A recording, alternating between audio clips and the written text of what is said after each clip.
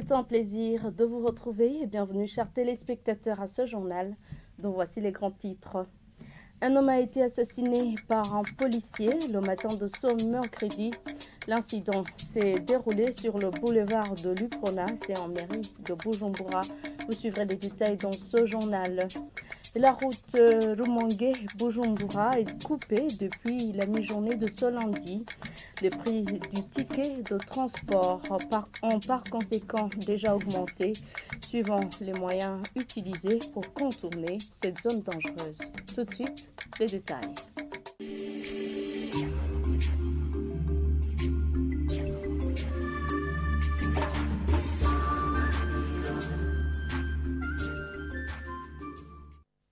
Bienvenue encore une fois. Nous débutons ce journal avec la page politique. Le parti Congrès national pour la liberté CNL déplore le refus de former un groupe parlementaire alors que la constitution burundaise l'autorise. Selon le président de ce parti, Agathon Rwasa, cela a perturbé ce mardi leurs activités de session à l'Assemblée nationale. Le président du CNL plaide pour l'égalité de tous les députés devant la loi. Je vous propose de le suivre. C'est juste une coïncidence et c'est même à cause de l'attitude de notre interlocuteur que nous avons été obligés d'agir comme nous avons agi. Sinon, nous autres, c'était question qu'ils nous disent « je refuse » ou bien « je change ma position ». Ce n'était que ça qu'on réclamait. Mais ils ne nous donnent même pas de rendez-vous. On va discuter de cette question plus tard. Donc, silence total. Vous comprenez que quand même, ça, c'est inacceptable. Après tout, si on est député, élu, on sait ce que dispose la loi. On n'est pas élu par 12 millions pour croire qu'on est plus député que quelqu'un d'autre. On est élu dans les mêmes conditions. Donc, il faut du respect mutuel entre nous. Les mobiles qui sont derrière ça, franchement, à moins qu'on soit des devins, on ne pourrait pas les dire. Parce que si on regarde la loi, il n'y a aucun mobile qui puisse justifier cette attitude de M. le Président de l'Assemblée nationale. Toutefois, les enjeux politiques dans cette nation sont multiples. Certaines langues laissent entendre qu'on ne voudrait pas que le CNR soit dans les institutions régionales ou dans d'autres. Vous savez, la discrimination est de mise, bien sûr. Et cependant, pour ce qui est de l'EALA, par exemple, le traité dispose que les députés proviennent des partis qui siègent à l'Assemblée nationale, mais qui ne sont pas membres en exercice. Et donc, si pour eux, il faut nous refuser notre participation, par exemple, à l'EALA, vous comprenez que si on refuse la base, on refuse même le reste. La première chose, c'est d'abord nous accepter. Nous sommes bel et bien un groupe parlementaire, de par la Constitution et de par même le règlement intérieur, parce que ce que nous avons fait, la déclaration formelle, les conditions de multi-ethnicité, tout ça, nous le remplissons. Et donc, j'en appelle plutôt à la sagesse de monsieur l'honorable président de l'Assemblée nationale. On ne gagne rien à créer des problèmes là où ils ne sont pas. À cette Assemblée nationale du Burundi, qui ne sait pas qu'il y a des députés issus du parti CNDD-FDD et des députés du parti CNR. Je vous le disais en titre, un homme a été assassiné par un policier chargé de la sécurité à la microfinance Family, microfinance Mugango, se trouvant sur le boulevard de l'Uprona le matin de ce mercredi vers 7 heures. Selon les témoins sur place, ce policier a tiré sur la victime parce qu'elle était stationnée devant cette microfinance où il était sur le fil d'attente du carburant.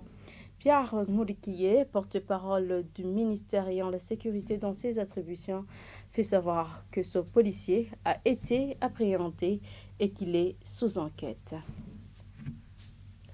Et l'état des lieux du projet d'extension du port de Bujumbura est à 50%. Cela a été déclaré par Jacques Wigirimana, directeur général de l'autorité maritime ce mercredi. Lors d'une conférence de presse, Jacques Wigirimana a également indiqué que ce projet va permettre au gouvernement une augmentation de recettes. Les détails avec Vanilla Dushime.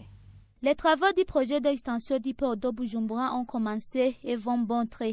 On peut citer entre autres le chantier naval, comme l'indique Jacques Wigirimana, directeur général de l'autorité maritime. La première composante, c'est le canal de Buyenzi déversé dans le bassin portuaire, ce qui a occasionné la disparition du niveau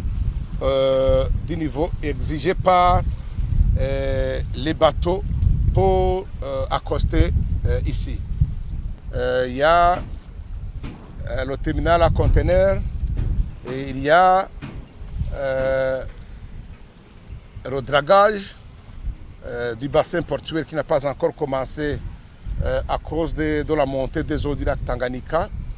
Et enfin, le chantier naval qui n'a pas encore avancé, toujours suite à la montée des eaux du lac Tanganyika.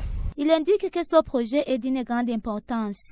Les bienfaits de ce projet sont visibles, surtout en matière de la rentrée des fonds qui n'étaient pas possibles à cause du manque d'infrastructures modernes du port de Bujumbura. Mais les défis ne manquent pas. On peut citer entre autres l'espace dédié à l'extension de ce port. Le gouvernement l'avait octroyé au privé. Vous avez vu qu'il y a des privés, des particuliers qui ont des papiers accordés par les services de l'urbanisme pour que ce terrain-là soit exploité par les privés, alors que c'est réservé au domaine portuaire. Cela va empêcher l'extension du port de Bujumbura en cas de besoin. Il demande au gouvernement si c'est possible d'octroyer un autre espace à ses habitants. Nous poursuivons ce journal avec la page transport. La diminution des embouteillages causés par des engins de circulation exerçant dans le transport en commun qui passe par la route située tout près du petit séminaire vers Musaga est l'une des réjouissances de certains habitants de cette localité depuis qu'on a bouché le caniveau séparant cette route et la route nationale numéro 3. Ces habitants demandent la réhabilitation d'autres routes endommagées. Elissa Nakarutimana. Certains des habitants environnants de la route passant du petit séminaire de la zone Musaga se réjouissent de la réhabilitation du caniveau séparant cette route et la route nationale numéro 3 communément appelée route Rumonge. Ils disent qu'il n'y a plus d'embouteillage et qu'ils observent peu d'accidents. Auparavant, cette route ne passe pas, mais actuellement, les voitures passent directement sans nous donner la peine de dévier. Je dis merci beaucoup pour cette action. Par exemple, la route qui va vers Moire et Gitega, aujourd'hui, cette route est goudronnée. C'est une bonne chose. Nous remercions le gouvernement pour ses activités.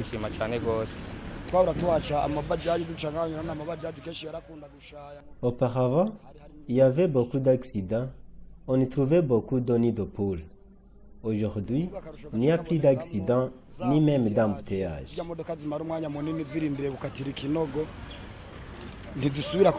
Il demande toute personne qui peut contribuer pour que toutes les routes endommagées soient réhabilitées.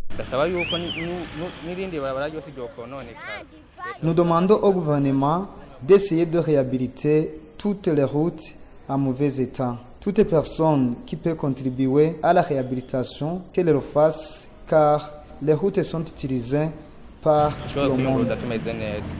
Nous sommes heureux vraiment. Il faut continuer ce genre d'activité aux autres routes endommagées. Selon ces habitants, les routes qui sont en bon état et bien réhabilitées, c'est un développement pour le pays. Quittant Bujumbura pour l'intérieur du pays, les usagers de la route nationale numéro 3 Rumongue-Bujumbura demandent au gouvernement burundais de tout faire pour déblayer plutôt cette route coupée en commune Muhuta depuis la mi-journée de ce lundi. À part les camions de transport des marchandises qui se sont vus barrer le chemin, le ticket de transport par personne sans bagage a été augmenté de 2 000 francs à 7 000 francs suivant les moyens utilisés pour contourner cette zone dangereuse. Le point avec Jean-Pierre Misago.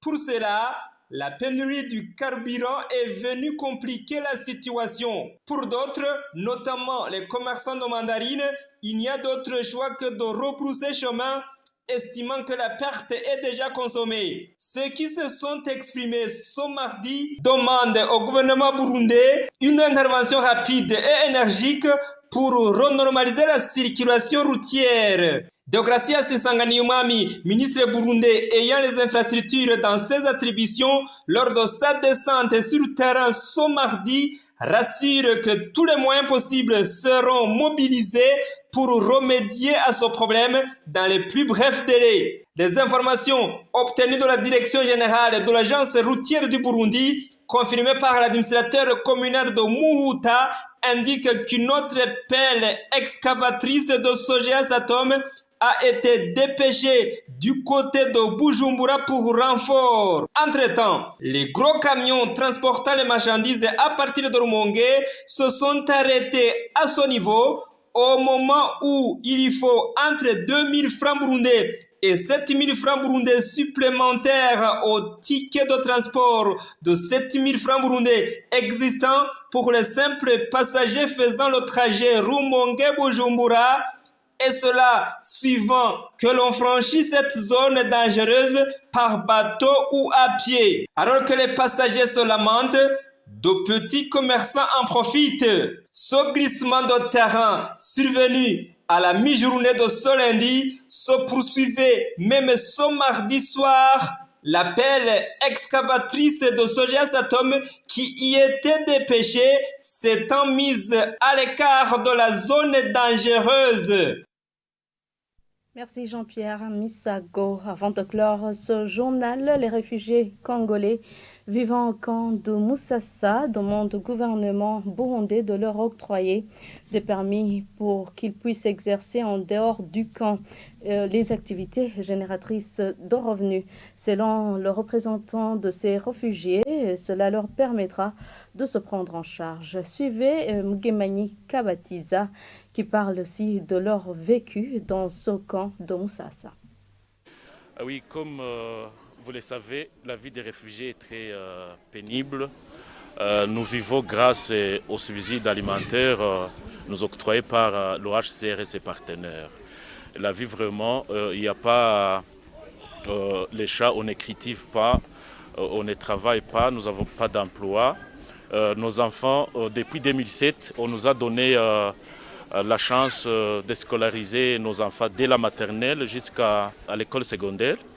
Et même il y a quelques étudiants par an au niveau national qui bénéficient des bourses d'AFI, mais le problème qui est là, après les études universitaires ou supérieures, ils n'ont pas d'emploi, ils retournent rester au cas sans emploi. Ça, c'est un défi vraiment que nous demanderions au gouvernement burundais de nous octroyer les permis de travail à ceux qui ont les potentialités de travailler. Et on demanderait aussi au gouvernement burundais d'ouvrir l'espace commercial, les marchés, pour que les réfugiés qui cherchent à faire des activités génératrices de revenus puissent trouver les moyens de subvenir à leurs besoins quotidiens. Et puis, autre chose, ici, dans les cas, l'espace est très minime et pour faire des activités génératrices de revenus, c'est très difficile. On demanderait à ceux qui ont les moyens, si une fois le gouvernement accepte de nous laisser libres dans des centres urbains où il y a une agglomération suffisante pour faire nos activités et voir comment nous pouvons nous prendre en charge. Et c'est par ici que prend fin ce journal. Merci à l'équipe de la rédaction et à l'équipe technique qui m'ont permis de le réaliser. Bonne suite des programmes avec la télévision Isanganiro.